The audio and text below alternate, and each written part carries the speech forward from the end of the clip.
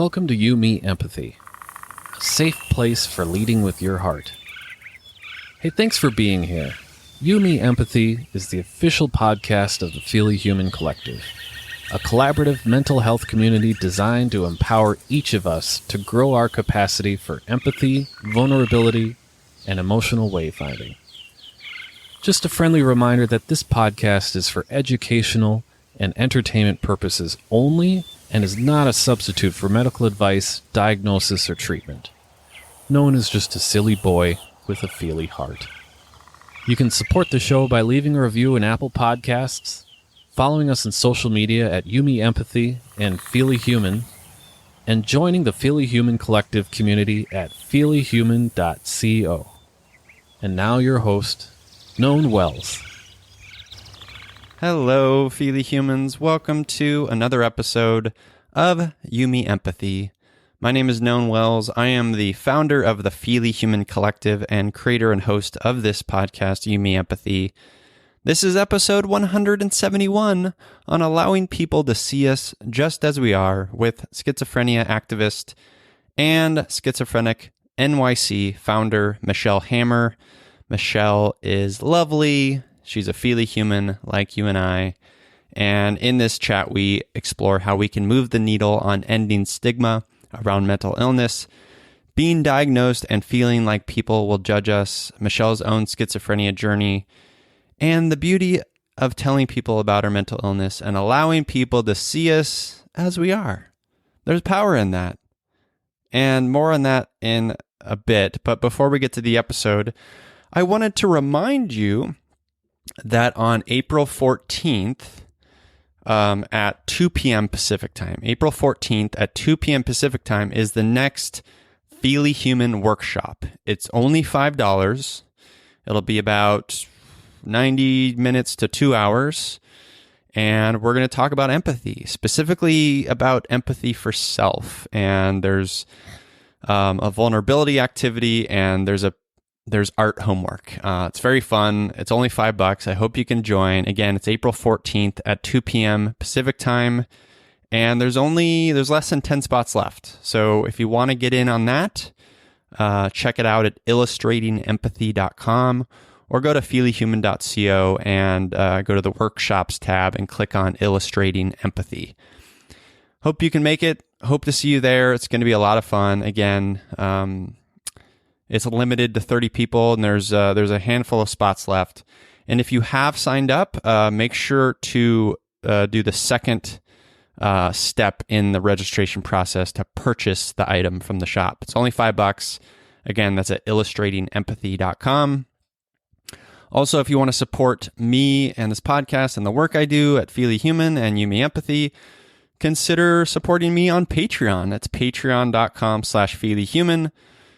You get bonus episodes of this podcast every month for the $5 and up folks. And for the $10 and up folks, we do monthly Zooms where we deep dive on specific topics. Just last week, actually, and it's live on Patreon now, we talked about boundaries. We went deep on boundaries with Jen and Claudia and Keely and myself, and it was great. It was lovely. So if you want to be a part of that, consider supporting the podcast on Patreon, patreon.com/feelyhuman.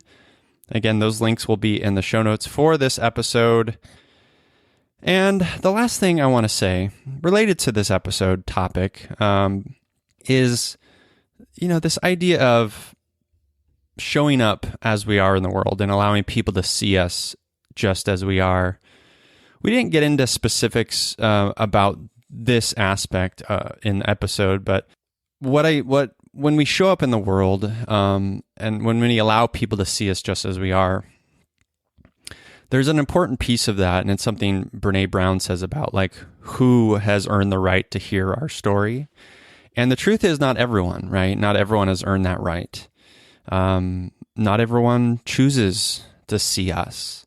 Maybe they can't. Maybe they have blocks. Maybe they have their own limiting boundaries up or whatever it may be, but not everyone will see us. And that's okay. I think first and foremost, we need to see us. It starts there. It starts with us seeing us just as we are, and that's empowering. That's beautiful, and we can do that. And as we start to come into our own and know ourselves and love ourselves, we can allow others who feel safe and who feel supportive and who feel challenging in the right ways and who allow us to continue to grow. We can allow those people to see us just as we are. And, because life is short, as people say, and there's not. I feel very deeply that there's not space for people who actively choose to deny yourself, and deny who you are.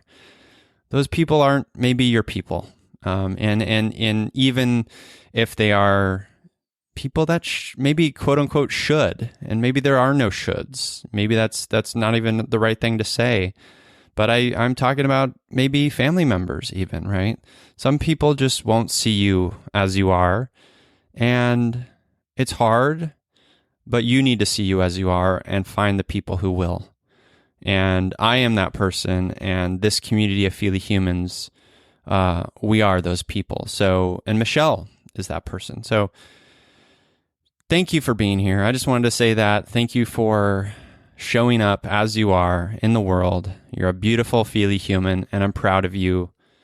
And let's get into this episode. Episode 171 on allowing people to see us just as we are, with Michelle Hammer. Enjoy.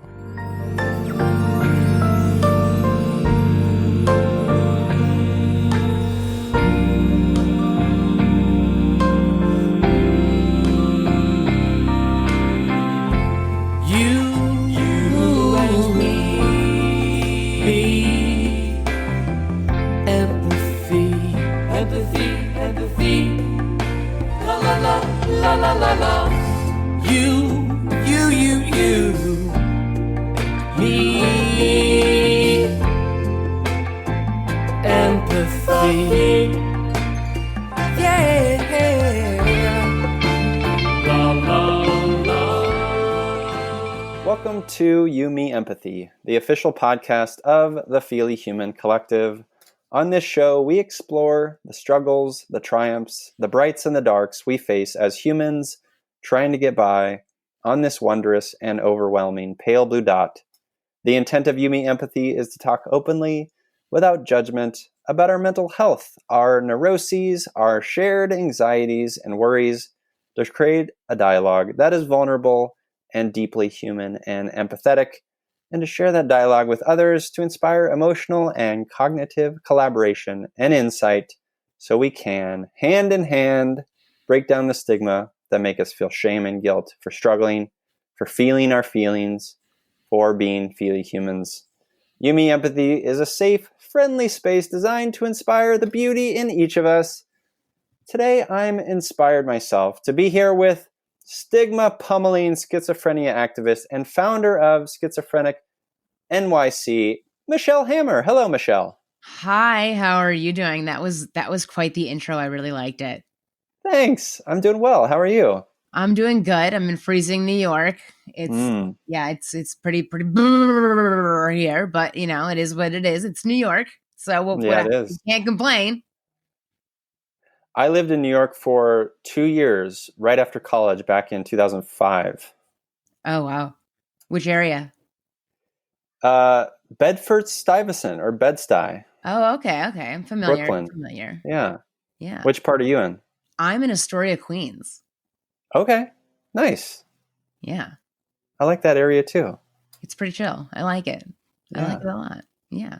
How does the cold, are you because I know, for me, when it comes to my mental health and depression and things like that, sometimes the winter months can be a little harder. How is that for you?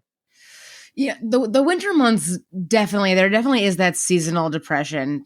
and especially when you're in New York, nobody's apartment is big enough when you're in New York. Nobody has that apartment like, oh, my apartment is so spacious. Like that really doesn't happen unless you're super rich, Yeah. So Yeah.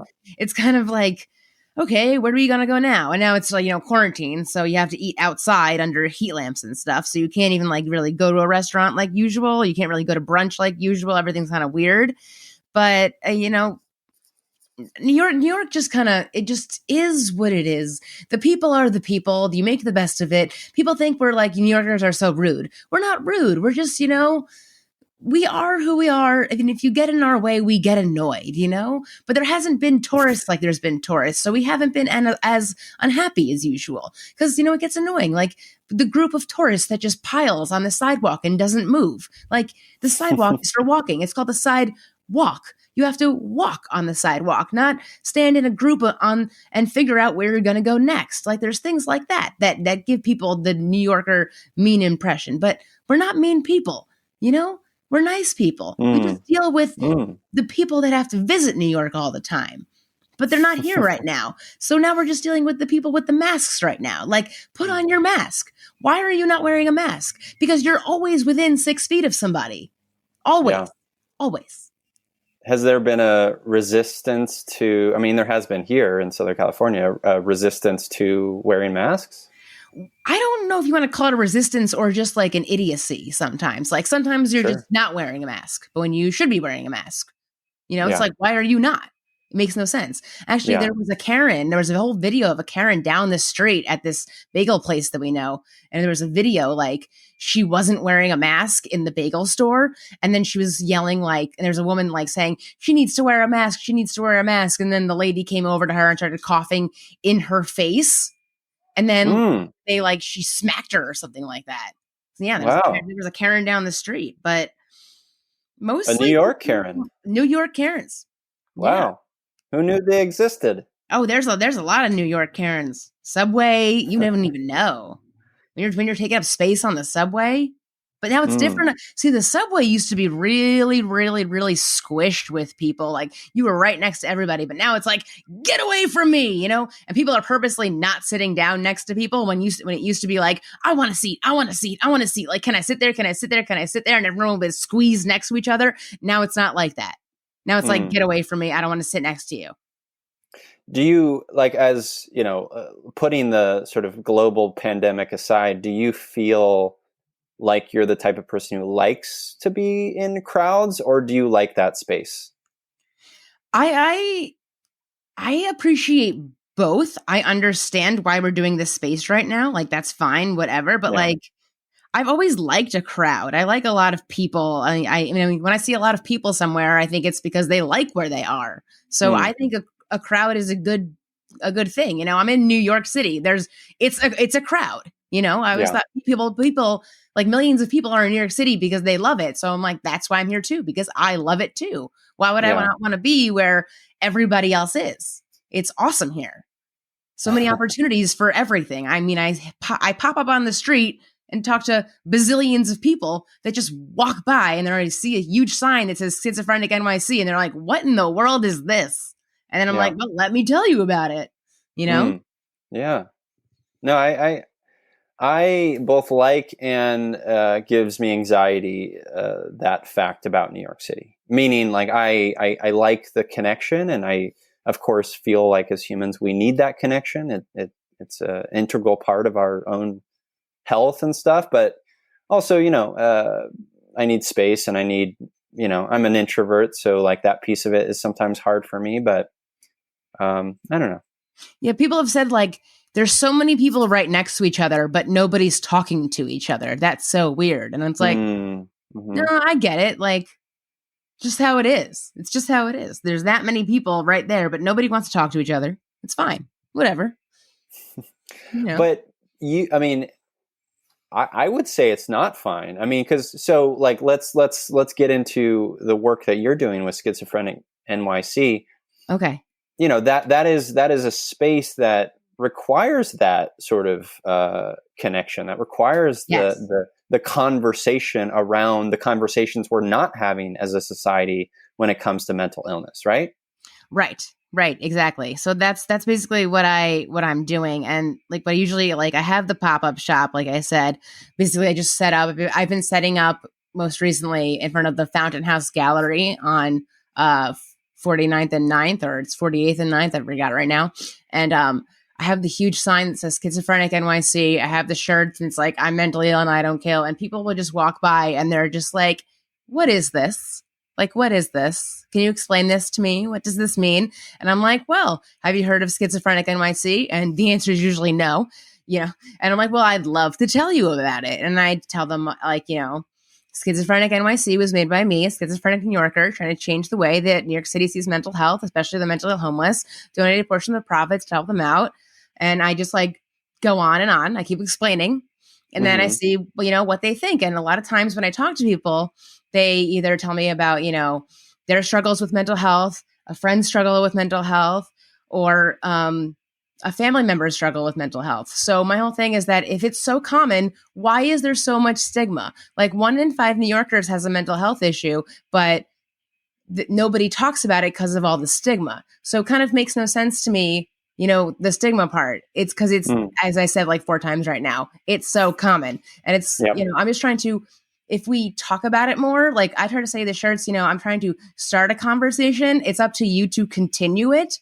Because the more we talk about it, the less stigma there will be, the more open we will be. And basically, we won't be having the shame that people have. Like, I'm so over shame. I'm so done with that. There's no shame in mental health and mental illness. I'm over that, so over it. Let's just be open. Let's be happy. And, you know, let's accept each other for who we are. It's all good. Yeah. Yeah, it's a beautiful thing that you're doing. And I think it's so needed and essential. And you're right. Like I'm tired of the shame. I think it's a pretty useless force in our lives. But we as humans tend to, I don't know, we thrive on it. We put it so deeply on ourselves and each other. It's fuel a lot of times. And I think that talking openly about the things that, you know, quote unquote, haunt us, right? Or burden us, right? Mm-hmm. It's vulnerable. It's scary. It's in, you know, we get insecure about it. We get that shame, right? And so it's what you're doing, you know, and what this podcast is about, you know, getting into that stuff, is about being open, having those conversations, right? Yeah, and I think that's why like this podcast, what I'm doing, like, you know, everybody that speaks out for mental illness is doing a great thing, because, you know, for so many years, like in my life, I didn't know what was going on with me. And then when I was diagnosed, I thought that like I had this horrible secret. Nobody can find out. People won't like me. People won't want to be my friend. People will judge me. But that was completely untrue when I did start telling friends and when I did tell everybody. So it's just kind of, it's almost like, it's not even true about the shame anymore. It's like people understand. Or is it because I'm in New York City? I don't know. But like my friends, when I told them that I had schizophrenia, they all basically told me that they already knew and it was no big surprise. So my thing was, if they all knew and didn't care, why should I care about anyone else's negative opinion of me? Because my best friends who love me didn't even care. So who cares?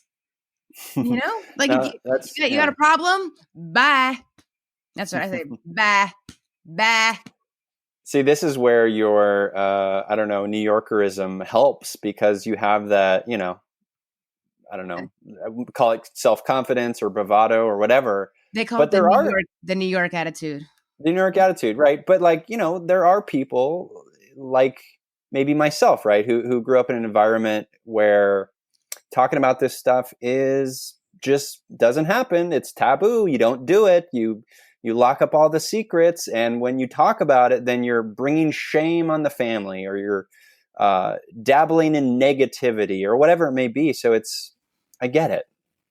No, I get it too. The big reason, a large reason why I wanted to start talking about it was like, my mother was like saying, you know, I told this person what's going on with you. I told this person what's going on with you. I told this person. And then she goes, oh, I told my friend Margot what's going on with you, because she told me what was going on with her son. Her son was a meth head. So I'm like, okay, you're comparing me to her meth head son. Yeah. Yeah. Really? Okay. Now, nothing against people that are drug addicts. That's fine.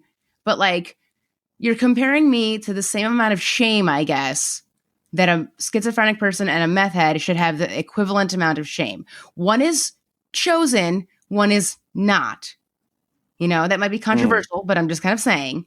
So Yeah. then I was like, this is ridiculous. Like, this is just ridiculous. And I was just like, I'm going to tell everybody. And when I decided to start my company, like my mom emails my doctor and was like, what is she doing? She just spent a lot of money on shirts. Is this really a good idea? Is this just some like crazy thing she's starting now? And even my doctor was like, are you sure you want to tell everyone? Are you really sure this is a good idea? And I was like, I want to do it. I'm doing it. I want to do it. And then I did it. And look where I am now. So, woo.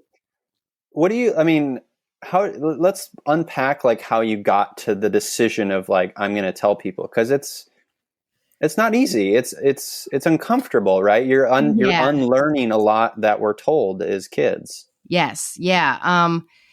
It was really like, I just couldn't handle having this secret anymore. I couldn't, I just didn't like it. I felt, because every time I met a new person, it was like, I wonder if they can tell that I have a mental illness. Can this person tell I have a mental illness? And I almost felt like I had to act different so that people wouldn't be able to tell something's up with me. I had to act in a different way. And even my family members that I've known, since I was born, I thought, now that they know I have this mental illness, do I have to act different? And then I was like, wait a minute, they've known me my whole life. Why would I act different now? That doesn't make any sense. I should be acting how I've acted my whole entire life. Because it doesn't make any sense to act different now that they know I have a reason for how I act. And it was just, I just couldn't take having a secret. And I worked in graphic and web design in a bazillion different jobs, and it's very hard to keep a job when you're schizophrenic. A lot of cognitive skills were just messing me up, and I just wanted to start my own business and do something really big and bold, and I just went for it. And for a while, when I was popping up, I would say the creator, is schizophrenic, and then I would say I made the artwork. So people would have to kind of go, wait, you're the creator, you're the artwork, you're schizophrenic. And I wouldn't put it out there at first as obviously. And then I realized the more I said that I was schizophrenic, the more people wanted to speak to me, the more people wanted to engage with me, and the more people were really interested. So it just became easier for me to talk about. And it was easier to talk about, I became more comfortable with myself as well. So it's kind of like was therapeutic for me too, because if I could talk to other people about myself having schizophrenia, I was more comfortable accepting that I had schizophrenia. Yeah, it's the power of voicing the thing, right? Like when we get our diagnoses, like there's power in that, and that feels good, and it's a relief, but also there's a tremendous relief in just like putting out to the world, right? And saying, I have this thing, and this is part of me, right? Yeah, absolutely. It's like, I have this part of me and there's nothing wrong with that. Right. So I should say that my little brother, Tannen, is someone who has schizoaffective disorder. And he was a guest on this show early on, I don't know, episode 60 or something, 100 plus episodes ago. Anyways, he's at a place now where he's had trouble holding a job. He has a job currently working at I guess it's a addiction facility where he helps out, on the graveyard shift or whatever. But he, it's been a journey with him, and I've learned a lot in the process. And the thing that I've learned, and wondering if you can relate to, first of all, he's described his relationship with schizophrenia as an abusive one, which, as his brother and someone who loves him, breaks my heart. And I've also had to come to a certain softening of allowing him to have the world that he inhabits, which is different from my own, right? And there's a certain letting go there.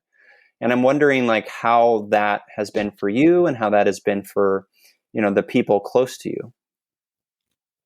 Just knowing that I have the diagnosis and how it's been.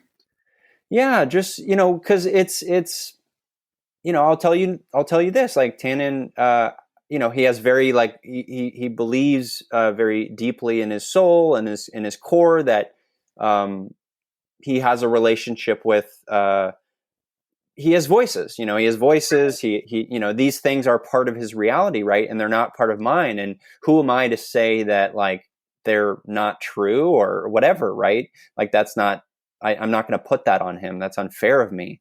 So what I'm getting at is, I guess, I know that he has struggled. I know that it's been hard for him in terms of relationships and work and in clarifying what schizophrenia means to him and how it impacts him. I'm wondering how that has been for you. Well, yeah, it has impacted me in many ways. Growing up was difficult, being very paranoid and not really knowing that I was paranoid. But when I did learn that my paranoia was paranoia, that was a big turning point. And then, how did you learn that? Yeah, well, okay, so all through high school, I really thought my mother was trying to kill me. I thought she was trying to sabotage me. I thought she was trying to hurt me. Everything that she did to try to help me, I thought she was trying to actually hurt me in some way. So when I went to college, I thought that I was free of her, no more trying to hurt me anymore. And then a few weeks go by, everything's fine. And then all of a sudden, I started having those same exact paranoid thoughts about my roommate, my best friend. And then it just clicked in my head. Oh my God, it's me. I'm the one with the issue. How could I be having these same exact paranoid thoughts about my roommate that I had about my mom? And that was the turning point where I realized something's up with me. I'm the one with something wrong. It wasn't my mom the entire time. She was right. And then I went to the health center. They told me I was bipolar in about 10 minutes. Things went back and forth, back and forth. I went to the psych ward 3 times in college. And then when I got out of college, I got a new doctor. I was more open, more honest. And they told me that I had schizophrenia, which I guess I already knew. My friends already knew, I guess. So, and then that, I always say that was the best thing that ever happened to me, because then I could be treated for the correct illness. But of course, that's still, an up and a down, because you got to find the right meds. But, working was very difficult because, you're still finding the right meds. So you don't know what's easy to sit. It's also, in college, you're never taught, how to sit behind a desk for, 8 hours a day. They never teach you that part of working, Sure. Oh yeah, this is what you learn and we do this. Oh, and by the way, you'll be sitting behind a desk for 8 hours a day while you do this. You don't get taught that part, which really sucks. And it was just very frustrating losing jobs over and over and over and over and over again. But by learning everything I learned, I then could start my own business. But still, it was just like really frustrating that I never got to be where I wanted to be. I never really got to like level up in roles in different jobs. And it was frustrating. So, it did impact my life, but it did lead me into a better direction, I think. So, I mean, would I choose not to have it? Yes.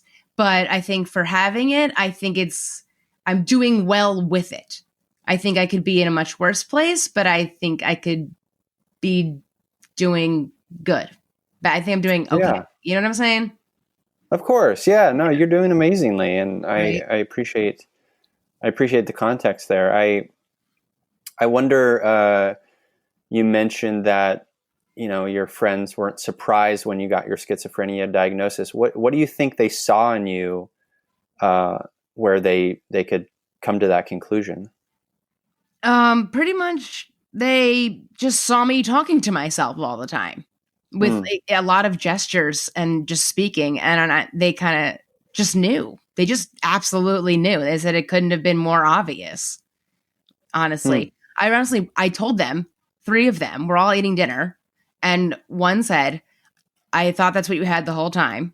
Another one said, that couldn't have been more obvious. And the other one said, yeah, we told you that. That was the conversation. And how did that feel, that conversation? I was like, really? You guys already knew? They're like, yeah. And then it was just over. It was like, okay, nothing new. And then my friends went to go to the bathroom to talk about her boyfriend, who was also sitting at the table. So they could just talk about him. So they didn't even care. They were too busy talking about the boyfriend to really care about it at all. Honestly, it was like nothing. It was like, okay, another piece of news. We already knew about that. Okay, sure. Yeah. Do you think that your relationship with your friends, like post diagnosis, has changed? Not at all. Not one bit. They honestly, they really didn't. They did not care. Whatever. They already knew me. I was the same person. I just had a label. Yeah. Right. Which is awesome. There's so many people, you get a label and you lose friends. So I guess I'm lucky that I got a label and my friends didn't seem to care. And since I got that label and started being more open, I've only gained more friends, which is pretty awesome. That is awesome. And when you got that diagnosis, were you medicated at that point for the first time?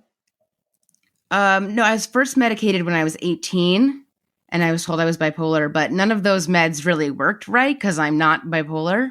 So a lot of those meds I ended up throwing away. I was like, I don't like this, take it. I don't like it, throw it away, throw it away, throw it away. I was very non-med compliant during college. Things were up, things were down. But I was on the lacrosse team. My coach was very monitoring me, making sure I was, not going all over the place. But once I got all my meds straightened out, I'm like, I feel the best I could possibly feel. And I could say that honestly, it took a process of 10 years to get everything right. I know it's frustrating and it takes a long time, but once you get it right, it could give you the best life that you could possibly have, honestly. And it sucks that it takes that long, and it sucks that you have to find the right doctor. But once you do, things really do get better. People are like, oh, I don't want that, they think bipolar is less than schizophrenia. I don't want that schizophrenia diagnosis. Thank God I'm only bipolar. I have bipolar friends that I am so much more stable than. So I hate when people say stupid things like that. It's like a hierarchy of illness or whatever. Yeah. People are like, oh, thank God I'm not schizophrenic. I'm only bipolar. I'm like, listen, I'm more stable than you. So shut up. Well, why do you think that is? Is it because representations of schizophrenia in media and whatnot? Absolutely. Things in the media. They're always making people with schizophrenia looking absolutely nuts. If they go off their meds, they're going to kill people and all this stuff. So that's just the media. But because I don't know, that's what makes a movie a good movie, killers and stuff. And let's give them a mental illness like schizophrenia. And then, oh, yeah, schizophrenia, we'll make them evil. So then everybody thinks that the schizophrenic person is the scariest, most evil, most craziest. But did you ever meet one? Oh, we met one. And they couldn't do it. And then also, this is now I'm going off a little off a tangent, but I posted my artwork and stuff on my Instagram. And then there's a social worker comments no person with schizophrenia could ever make this artwork. It is far too detailed and has too many colors. Excuse me, lady, who are you? Wow. Who are you?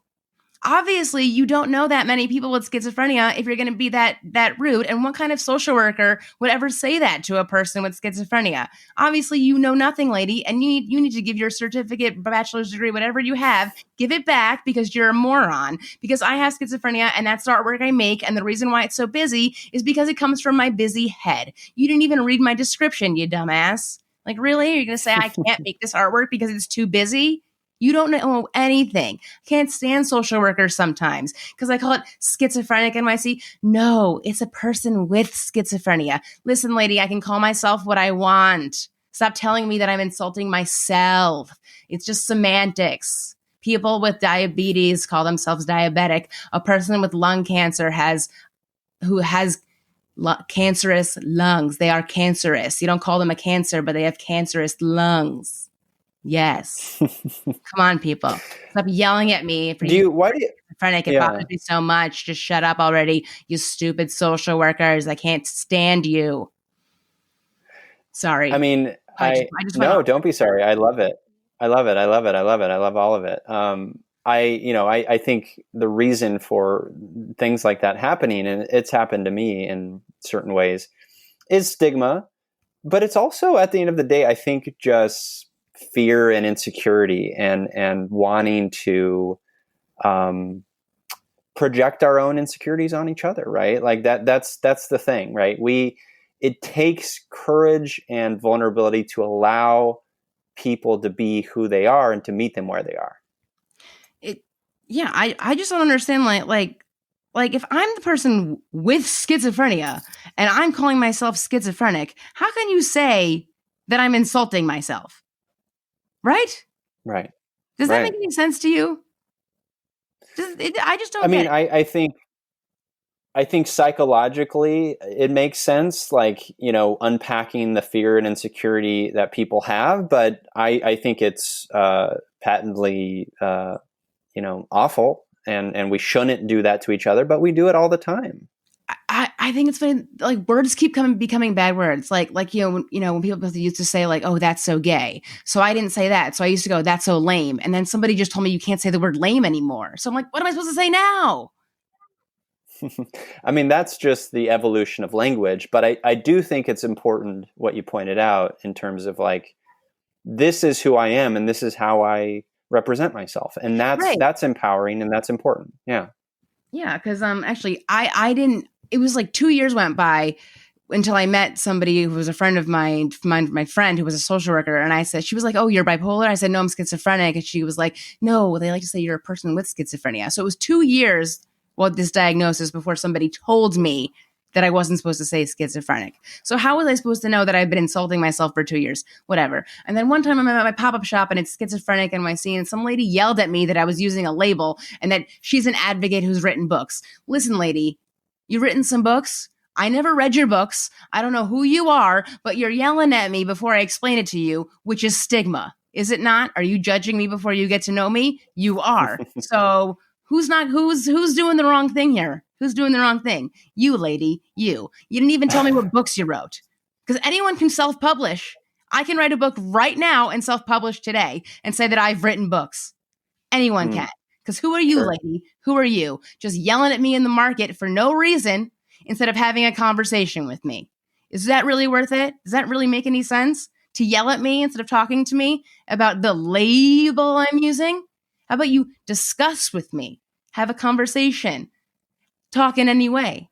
No, yelling at me is the way to do it. Screaming at me, grabbing my flyer and running away. I don't know. Now I'm getting my like New York anger on right now. Yeah, I'm happier now. You just reminded me that we live in very different parts of the country. Yeah, totally. Do you like? I feel all that, and I think at the end of the day, we need to do better as humans in terms of listening and believing people. Yes.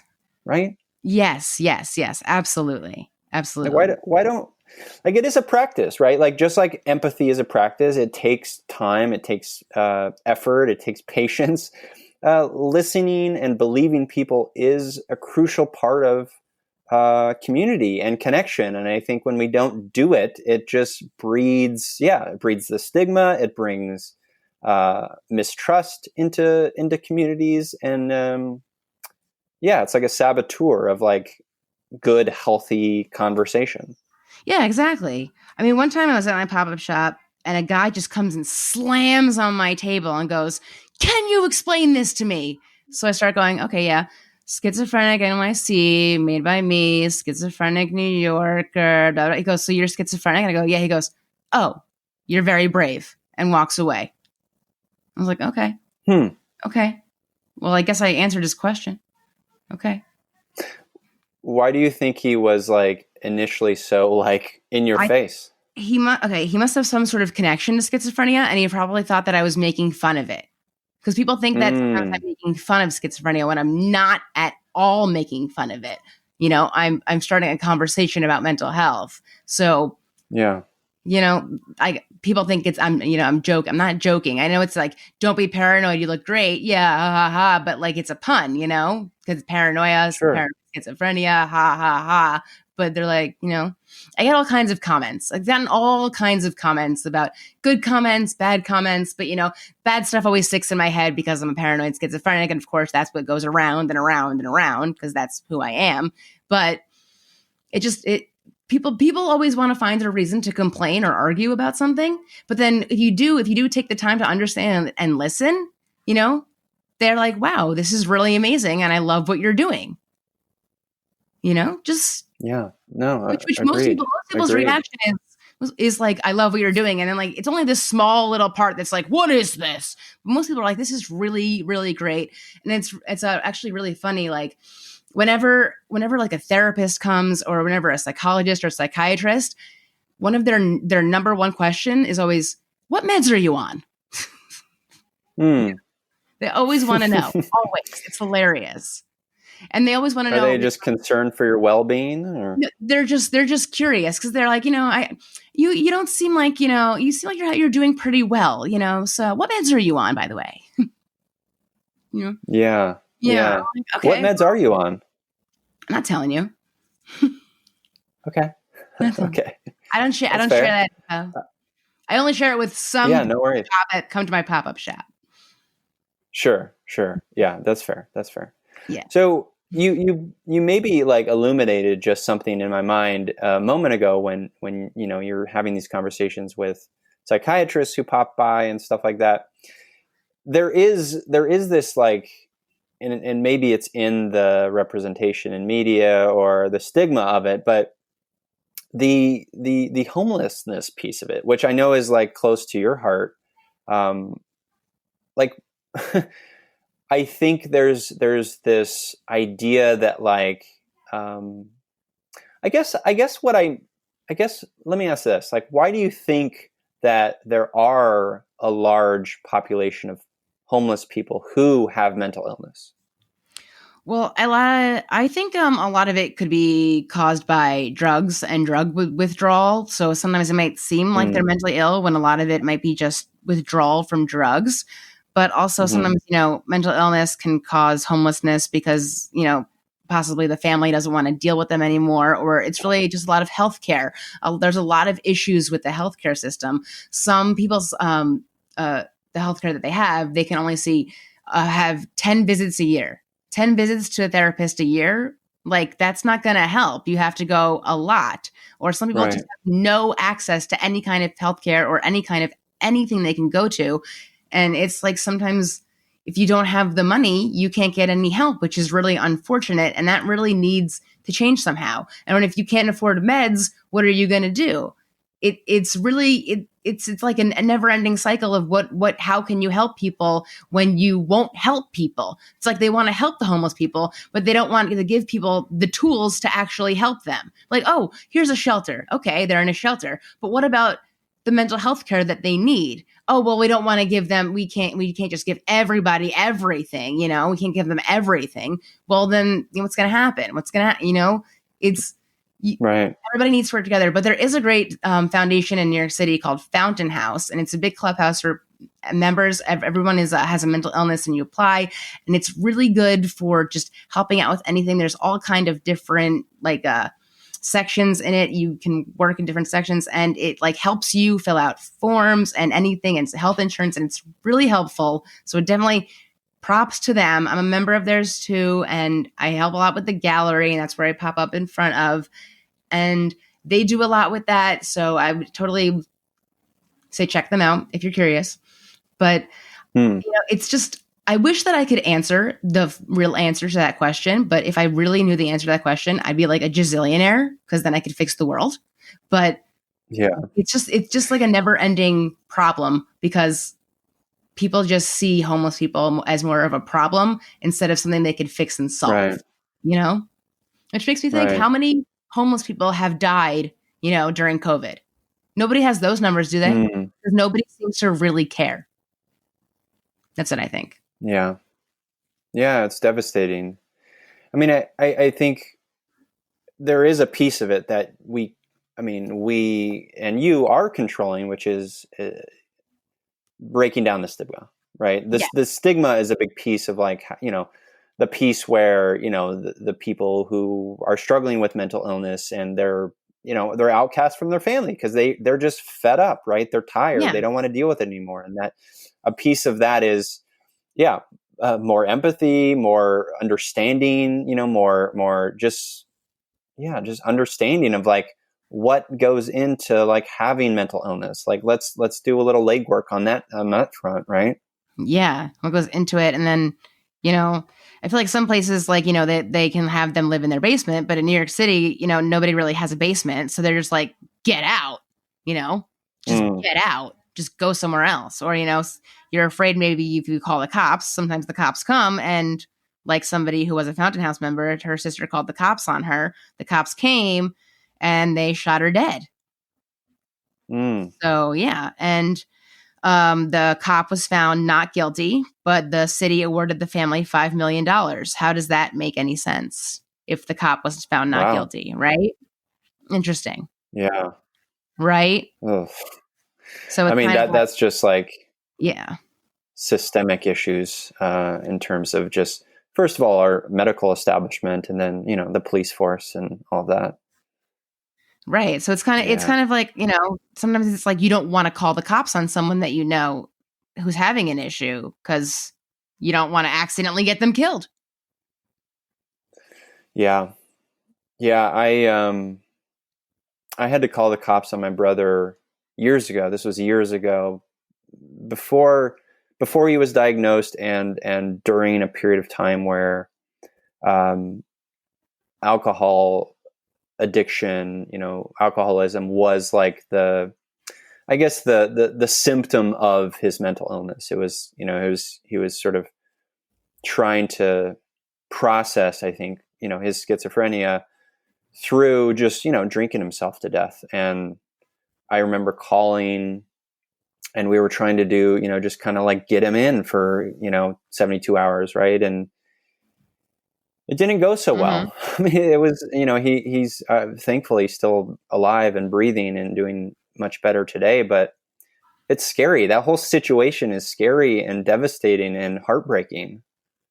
Yeah. I mean, I had the cops called on me once, and it was terrifying. It was horrifying. And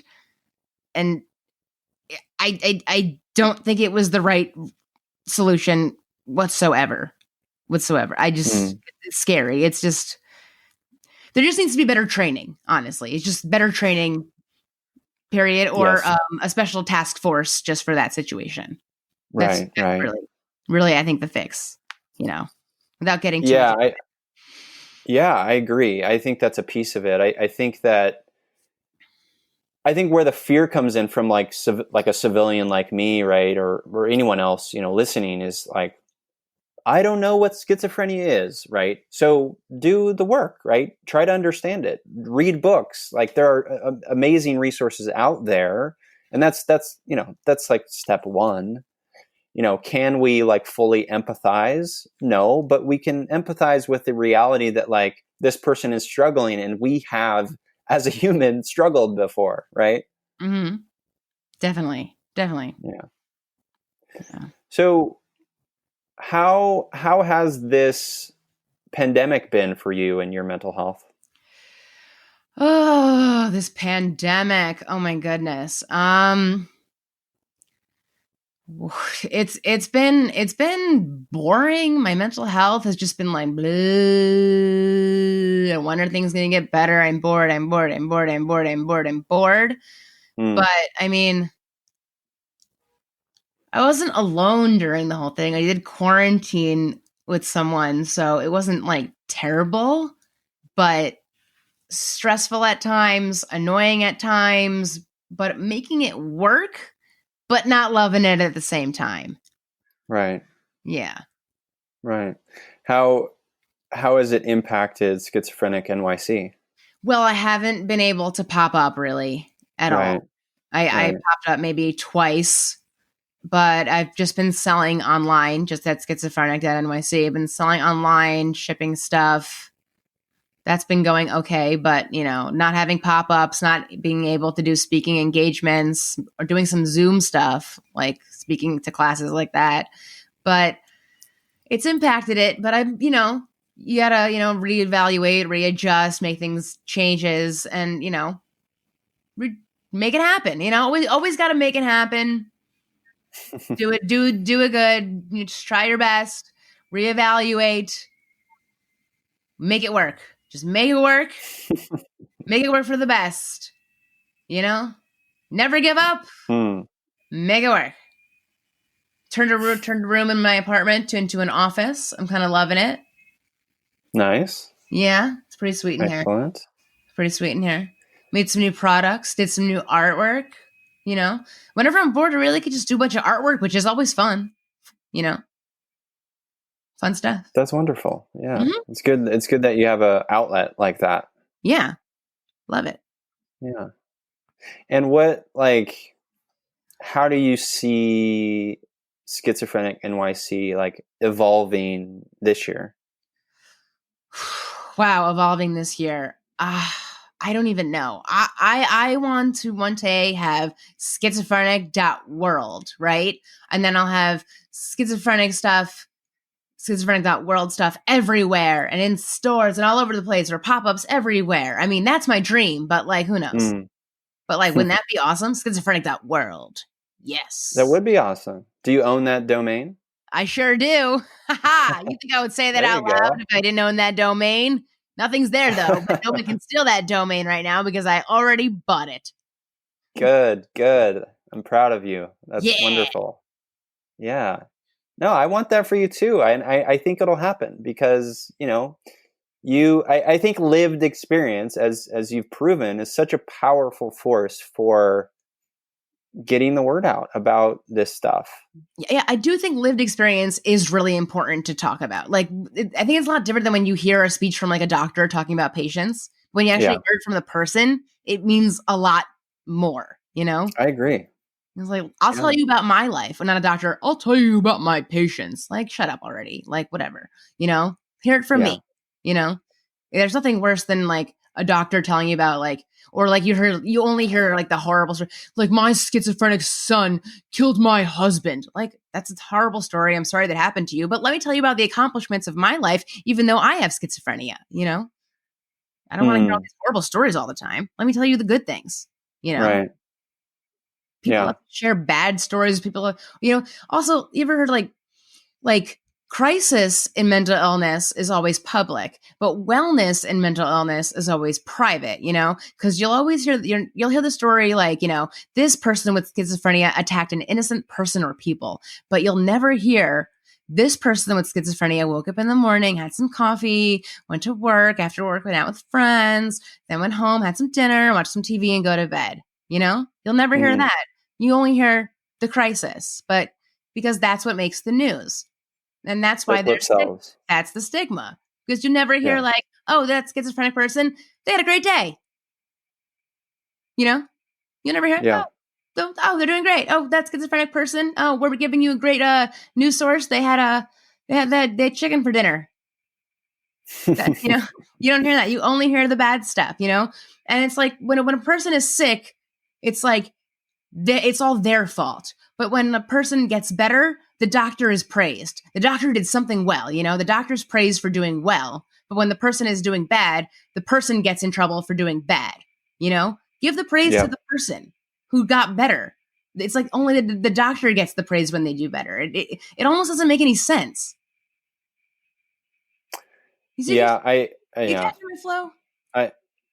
I'm getting it. Yeah. And I feel you. I think we need to empower each other more in our mental health as opposed to, tearing us down. I think it is an empowering thing, you know, when we already said it, when we can name the thing, when we can learn about what my major depressive disorder like brings to my life, and when I can talk about it and when I can write about it, whatever, like it's an empowering thing. And I feel good about that. Right. But, you know, the medical establishment is a very small part of it. As you know, like there's so much work that needs to be done in the medical establishment in regards to mental illness. Yes, absolutely. That's why there's always a bazillion research studies, right? Did you always get those like emails or texts or anything like, oh, research study for this. Do you take this and have this and this? Do you know anyone on this and this and this, like all the time? I have a friend that was in like 8 million research studies. Try this new pill. Try this new pill. Try this new pill. Like, geez, how many you gonna do, dude? Whew. Yeah, I think the challenge is like it's such a complex organism we're dealing with, right? We're dealing with the brain, we're dealing with the body. Like each of us are so unique, and I think there does have to be, on all of our parts, like a patience. There does have to be like an allowing for things to be. There does have to be sometimes a letting go of some control. But it's hard. I agree. You know, once they get all that research in, they'll have new things to base things on, I guess. I don't know. I think it's all in good intentions. They have good intentions, I would say. Mm. Yeah. Good intentions. Good intentions, Yeah. whether it, seems good or bad, the intentions are good. Yeah. Yeah. So Michelle, as you as someone who is an advocate, right? You call yourself that. I call myself that. Mhm. Do you ever feel, do you ever ask yourself, why me? Like, why am I doing this? Like, why am, who am, like, cause I do, like, and maybe it's this limiting beliefs, but I say, like, why should I be the one that people listen to? Like, who am I? I'm just like this little silly boy who once, ate a PB&J that was, in the dirt. Like, who am I? Oh yeah, I always feel that way. Like when people send me messages, and I was like, I don't know why this person's asking me. I'm like a nobody, but they do. Or when people send me like inspiration, the weirdest one I got, like I have like a little note, and when people order from my website, like that you can write a note or how have you heard from me, and someone was like, I did a project on Michelle Hammer, and I was like, what? You did a project on me? Like for real? And another funny one was like my friend's cousin was like, hey, I was in my psych class today and we watched your video. And I was like, what? That's Okay. cool. Yeah, it's really interesting. It's funny when stuff like that happens, because more than one person that I know have been like, hey, I watched your video in my class today. And I was like, oh, that is so nuts. And it is weird when it's like little old me. Okay. I know when like I've always just, to me, I've always been a weirdo. So when people started thinking I was cool, I was like, all right, people think I'm cool now. All right, sure. I guess so. But like, I'm the weirdest person that there is, I think. I'm like, I'm a loser, but okay, sure. I'll be an advocate. And I guess part of that is just, I'm just blunt. I'm straightforward. I'm not scared to say anything. And I think that's what people like. I just, I just do what I do and I don't really hold back. So that makes me me. And I think that's what people like. Hmm.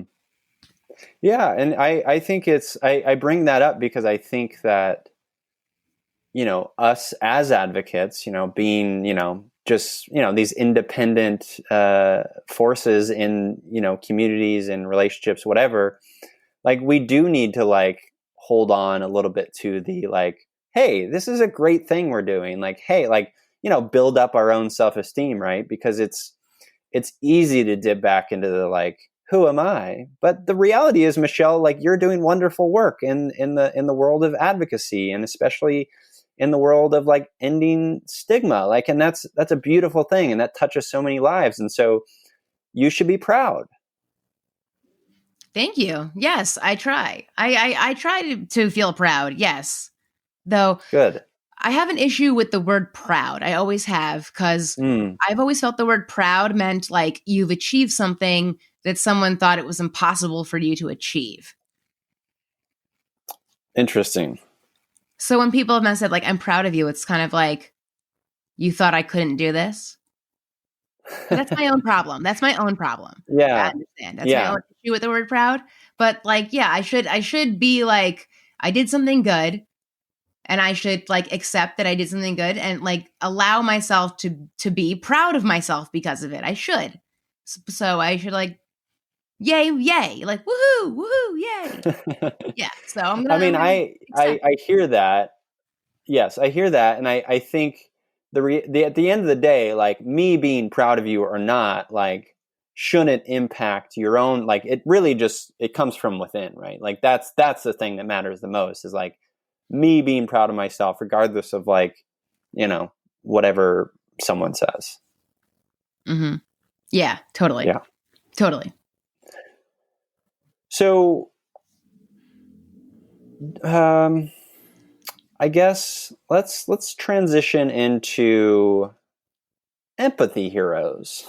Empathy. So we always kind of wrap up the show, Michelle, talking about people in our lives who are empathetic, compassionate, feely, sensitive people. They could even be like characters from stories that we want to shout out. But I will go first to give you a moment to think about your empathy hero. Okay. My empathy hero this week is the author Pema Chodron, who I read her book recently. It's called When Things Fall Apart, and it's stunning and beautiful. And she's a Buddhist nun based in Nova Scotia. She's wonderful. I highly recommend that book. But I wanted to read a quote from another one of her books called The Places That Scare You. And it's really all about what we're talking about here today. And it goes like this, quote, "Compassion is not a relationship between the healer and the wounded. It's a relationship between equals. Only when we know our own darkness well can we be present with the darkness of others. Compassion becomes real when we recognize our shared humanity." End quote. And I love that because it's first of all, it just reminds us of the fact that we are all connected, that we do share this humanity, that compassion and empathy goes a long way toward healing and growth and perspective and change, all the things that we need to do as humans, to heal and to unlearn and to continue learning, all of that stuff. So I love that quote, and Pema Chodron is my empathy hero this week. How about you?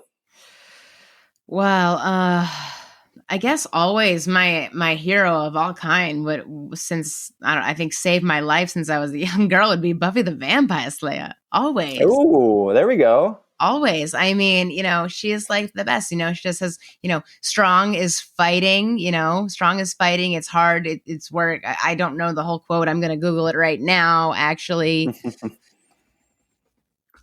I love Buffy. I mean, that show is really incredible. I've gone to Buffy trivia, and okay, here it is. Strong is fighting. It's hard and it's painful and it's every day. It's what we have to do, and we can do it together. Like, and that was when Angel was going to kill himself. And also when she had to jump off, spoiler alert, but if you haven't seen it, it's 20 years old. So sorry. When she had to jump off the tower and save Dawn, when she was like, the hardest thing in this world is to live in it. Be brave, live for me. Come on. I had that sticker, be brave, live. Should have saved the world. It's a beautiful moment. Yeah. It really is. I cried like a baby the first time I saw it. I was crying and crying and crying and crying. Or, what about the first season finale when she's like, Giles, I'm 16. I don't want to die. When she had to go fight the master. I could have a whole podcast just about Buffy the Vampire Slayer and quote everything you can imagine. Just saying. Maybe you should. I don't think anyone wants to hear that much about Buffy the Vampire Slayer 20 years later. Do you really think so? I mean, I don't know. It's still very timeless. I suppose it kind of is. It kind of really is. But I'm just saying, Buffy will always be my hero of all kinds, because like when I was like struggling when I was younger and everything, like she was there. She was always there, and her life wasn't always great. She struggled. Yep. And she made it through. She did indeed. Yeah, that's a wonderful empathy hero. I don't know if anyone's mentioned Buffy yet on the show, so good job, Michelle. I love that. Thank you. You're welcome. Michelle, where can the Feely humans out there connect with you? Well, you can find me on Instagram at schizophrenic.nyc. You can find me on Twitter at schizophrenic.ny because the C was too long. You can find me on YouTube if you just look up Schizophrenic NYC, I think. You can go to my website, schizophrenic.nyc. What else is there? I don't even know. Soon there will be schizophrenic.world. So and to come. Yes. Keep coming. Yeah, but right now, just find schizophrenic.nyc and follow me and be my friend, and we can be like besties, and holla back. And here's my phone number. It's beep, beep, beep, beep, beep, beep, beep.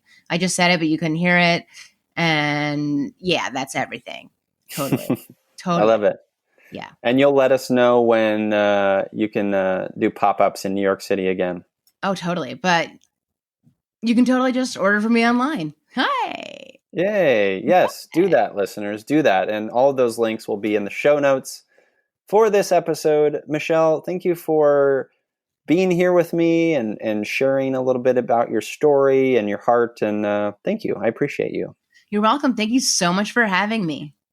You're very welcome. And to you listeners, as I always say, I'm here, you're here, we're here together on this wayward, overwhelming, awe-inspiring pale blue dot.